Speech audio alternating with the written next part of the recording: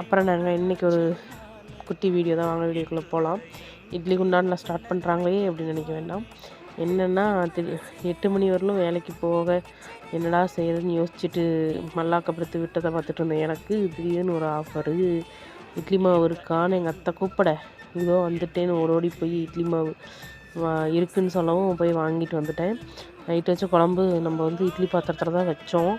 எப்படியும் நிறைய பொருள் போட்டு செய்கிறோம், அதனால் நம்ம டேஸ்ட்டாக செஞ்சுருவோம், நான் அடுத்த நாளுக்கு சேர்த்து வச்சுப்போன்னு சொல்லிட்டு நைட்டே கொஞ்சம் சேர்த்து வச்சுட்டேன்.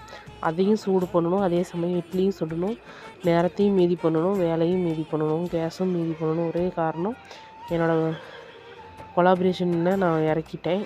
அந்த 1/2 டம்ளர் தண்ணி ஊற்றி குழம்புல இட்லி 2 தட்டு இலையை வந்து அந்த ஹோல்ஸுக்கு வந்து இலையை போட்டு, துணி கட் பண்ண சோம்பேறித்தனம் தான், இலையை வந்து கட் பண்ணி போட்டு உடம்புக்கு ஆரோக்கியம் கூட இல்லையா, போட்டு இட்லி ஊற்றி வச்சாச்சு. நான் குளிச்சுட்டு வரத்துக்குள்ளே குழம்பும் சுண்டிருச்சு, இட்லி ரெடி ஆகிடுச்சு. வந்தோடனே சுட சுட இட்லி போட்டு குழம்பு ஊற்றி அப்படியே பேக் பண்ணிவிட்டு, லஞ்சும் பேக் பண்ணிவிட்டு, நம்ம டயட்டில் இருக்கிறோம்ல, அதனால் காலையில் 3 இட்லி, சாயங்காலம் 3 இட்லி, மதியம் 3 இட்லி, அப்படிதான் ஜோலியை முடிச்சுட்டு நம்ம வந்து ஓடி போயிடுவோம் வேலைக்கு. ஆனால் இந்த மாதிரி கொலாபரேஷன் என்றைக்காவது நடக்கும். நானே என்னை கண்டு நானே மிரண்டுருவேன், நாமளா இதெல்லாம் அப்படின்ட்டு.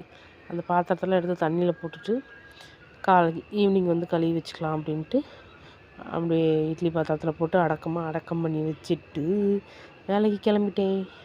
இந்த மாதிரி என்றைக்காவது வாய்ப்புகள் கிடைக்கும்போது நம்ம கொண்டாடிட வேண்டியது தான். மீண்டும் இதே மாதிரி வீடியோவில் சந்திப்போம்.